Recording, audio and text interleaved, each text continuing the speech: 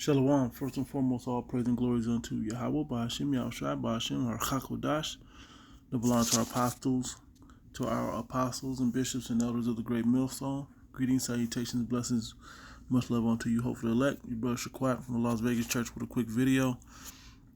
And I'm just going to do a quick lesson. You know, these lessons could always go longer, but I'm kind of short on time. I have an appointment today, but I gotta be somewhere. But anyway, so yeah, I'm gonna just basically before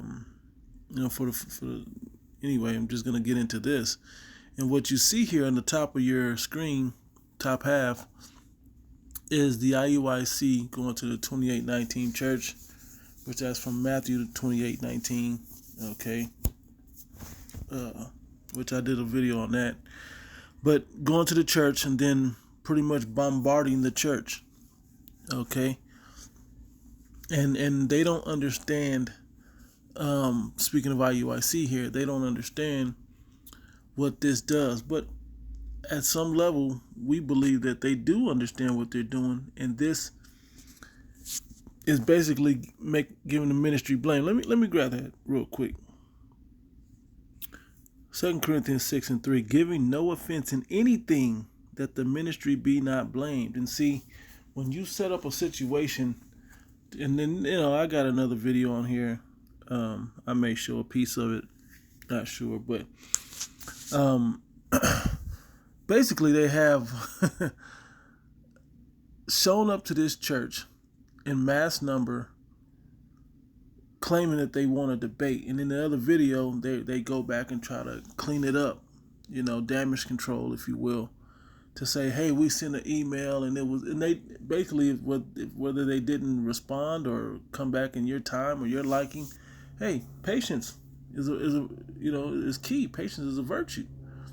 Okay, if that was the objective but you can't just show up to this church and expect people to want to have this conversation with you when the narrative, because they're online like everybody else. All the people are online watching what the Hebrew Israelites are doing, and you don't understand. You're supposed to be having been enlisted to this thing by Yahweh Ba'ashem Yahushua in their name. So it's like no different than when you enlist in the military or the police force or whomever, pun intended.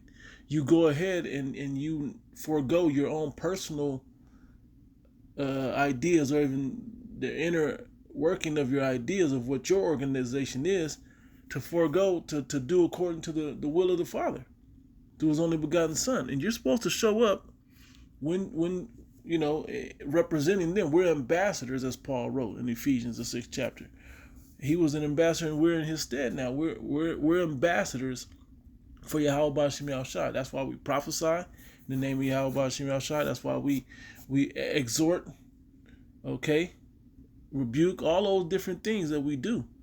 Okay, we show our people their transgressions, in the house of Jacob their sins. Hey, but the thing that is people gotta want this thing. Okay, you can't force it on somebody. People gotta want it. All right, it's not. What good is it to bring in all these people that don't want it? Well, they gotta hear it. Yeah, just be where you're supposed to be at and tell them. Just stand on your corner, do your internet thing or whatever you guys do over there, and just tell them.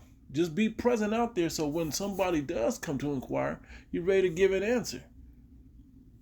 Let me get that straight to the point for time's sake. This is 1 Peter 3:15. But sanctify the Lord Yahweh in your hearts, and be ready always to give an answer to every man that asketh you.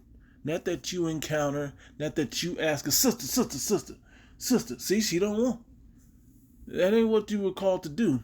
The every man that asketh you a reason of the hope that is in you, with meekness and fear. Okay?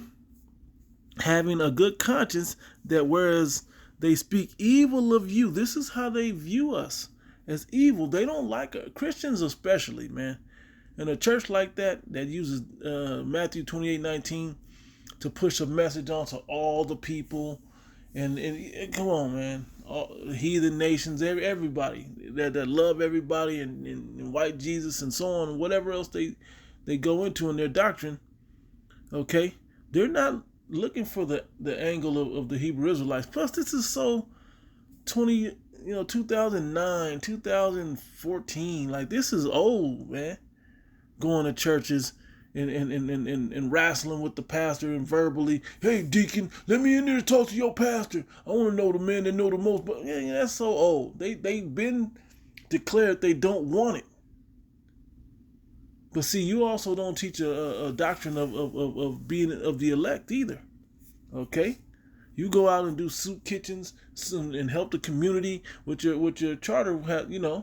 That tax exemption has to be fulfilled when you're in an organization like that. Okay? And there's only so much you can say. So I see why the angle is what it is for you guys. Okay? It says, having a good conscience, that whereas they speak evil of you as of evildoers, that they may be ashamed that falsely accuse your good conversation in Hamashiach Yahushua. Okay, what's that conversation right there? When you go into it, I'm pretty sure that word is anastrophe, okay, which is conduct. This isn't good conduct. Get to it, man. Let me see. See if I could blow it up a little bit. This isn't good conduct. Surrounding the people on both sides. And when you watch this video, for you that may not have seen it, but when you watch this video, they're harassing these people. Imagine that you walk down the street to the grocery store, or down the sidewalk or somewhere, going wherever you're going, and you're supposed to be at this place, and there's a bunch of homeless people, not calling IUIC homeless, but this is how they view you, as a bunch of homeless beggars out there trying to provoke things. No matter what the image looks like, this is what they see. They see you out there provoking, and I rebuke you in the name of Jesus. And all of this stuff is happening to you. When is the Spirit going to hit you that this isn't the wrong move? That the leadership is guiding you wrong? Okay? You got a precept. Wow.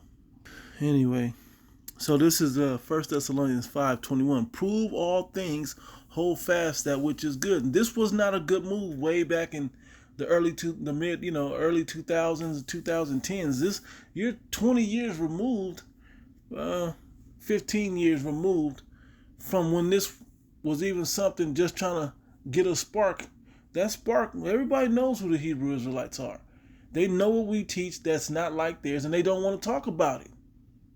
They don't want to talk about it with us. Okay? But it looks like you're really putting yourself, when you do these marches and you showing strength in numbers and all the purple flooding the block, and it looks wonderful. Okay, no different than Malcolm X walking down in the movie X with Denzel Washington. I never seen black people with power like that. Talk to a white man like that. So old. That was from 90. I don't even remember the year that movie was, like 1990. Like, this is old. This is stale. This isn't fresh living water. Okay, so I do have a few precepts, but let me read this. Prove all things, hold fast that which is good. This is something you got to let go.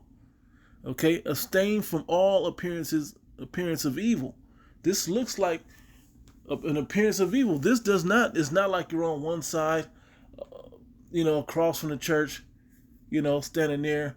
There's at no point did this ever become a good idea. That's what I don't understand. The wisdom or the lack thereof. I mean, it just was never a good idea to do this. I don't see why this was ever a good idea. To say, hey, let's go to their church with 50 people and stand out there and show strength in numbers. Like, that's strength in numbers. That's a war tactic. I don't understand. But hey, the carnal mind is enmity against the Most High. So this was a carnal move. You could have went there, sent the email, and when they called you, showed up with 2 or 3 people and got the job done. If they would have wanted to have the conversation and have it on camera where it could edify others. And that's even kind of played out. Okay? But that's a better understanding of how you would deal with it. Anyway, time's getting away from me, so I'm going to hit these precepts right quick. I'm just going to order, reverse order. Yeah, Wisdom of Solomon, chapter 6, verse 16. This is speaking of wisdom.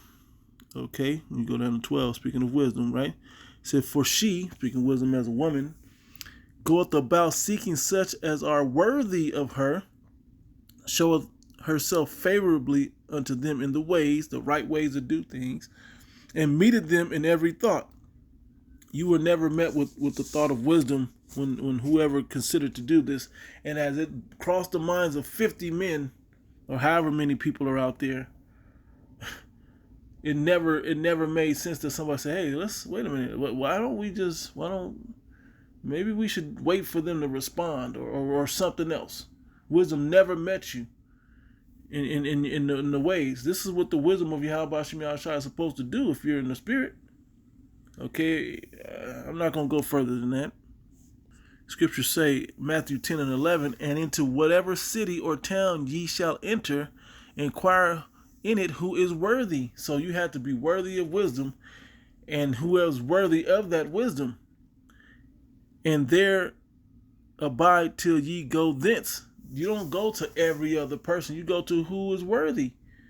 When you go to Matthew the 28th chapter, it says, that the word, when you read it, it'll unlock. It's a precept upon precept, precept upon precept, here a little and there a little, that they may grow thereby. But then I'm quoting it wrong, but then the other ones, it became a stumbling block under them, precept upon precept, precept upon precept, here a little and there a little. The same way that you receive it is the same way that they won't receive it. So they're not going to get it. There's people that just aren't meant to get it. Isaiah, the 6th chapter says, had the angel to block their understanding, and Paul wrote about it in Romans the 11th chapter. It was meant to block some people's understanding. And there was another precept I was just thinking of. Let me continue with mine. I am short on time. I gotta get out of here like right now. John 7:37. In the last day, that great day of the feast. What feast, man? We're feasting on the wisdom, knowledge, and understanding of Yahweh Shem Yahushua. Okay? Stood and cried, saying, if any man thirst, let him come unto me. Let him come to those ambassadors I have out there. It didn't say go to them and force them. That was when we were young and was just trying to get something going. Just trying to move something in the spirit. Okay? Trying to show our people with that young, zealous attitude. But now, as we should be maturing, at least in our apostles, man, they said we didn't been there, we didn't done that. We've been to different churches. We done went out there 10 deep, and we walked up, it felt good walking in the garments, or y'all got all the purple and the fringes swaying in the wind on a beautiful Sunday, and we showed up. For brothers that remember, we showed up and there was a funeral being being set up. And the pastor didn't want to talk to us. And looking back, like, yeah, I understand why he didn't want to. And just whatever he had, he could have sent somebody to talk. But that was just an immature mindset. Okay, it's old, man. That's just stale. It says, he that believeth on me, as the scripture hath said, out of his belly shall flow rivers of living water. And this should flow. Livings are not stagnant, stuck in 2007, 2009, 2013, kiss my boot type mentality. You brothers should be over there growing, and the leadership should have an understanding that now we ain't doing that. This is how we do it. Okay, we sent the email and we wait. We continue doing what we do until, if it's 2 years, if we still want to deal with him in 2 years when he finally responds, hey, then we'll deal with it then. To where he corresponds. And we'll figure it out if that's what your goal is about. If that's what the Spirit just moving you to have to do that.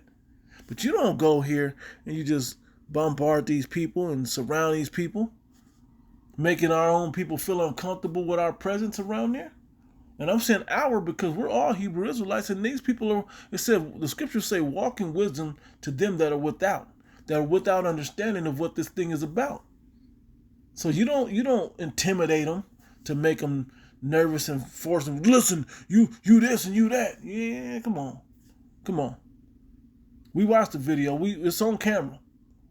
Okay, this was a video. This was a still I took from a camera, from a, a still I took from a video. All right, last scripture. Yeah, Proverbs 4. Wisdom is in 7. Wisdom is the principal thing. Therefore, get wisdom, and with all that getting, get understanding. No one's gonna understand. They're not gonna get wisdom and understanding with this situation. A lot of them, I know who the Hebrew is. There's one guy out there, and y'all probably felt like it was a success because of that one guy. But the stain you put on the ministry of the Hebrew Israelites is almost irreparable. At least for the guys in purple. Hey, here in Vegas, we hear about stories about the guys in purple. Oh, y'all not those ones in purple? No, we're not the ones in purple. There are differences. You're not the ones in all black. No, that ain't us. Okay, that ain't us. Whoever that was, y'all from the Sakari, no, that ain't us. Every Hebrew Israelite is not the same. Okay, we have to make those distinctions. And I had a guy recently, like I'm bringing it up. He's like, man, I talked to Hebrew Israelites before. It's like, but you never talked to me or one of us with this doctrine, with this understanding. And it was a peaceful conversation. And at the end of the day, it was still a waste of my time. You know, perhaps we'll find out. But this is what it is. So, it says, exalt her, and she shall promote thee. She shall bring thee to honor when thou does embrace her. Okay? She shall give thy head an ornament of grace, a crown of glory shall she deliver to thee.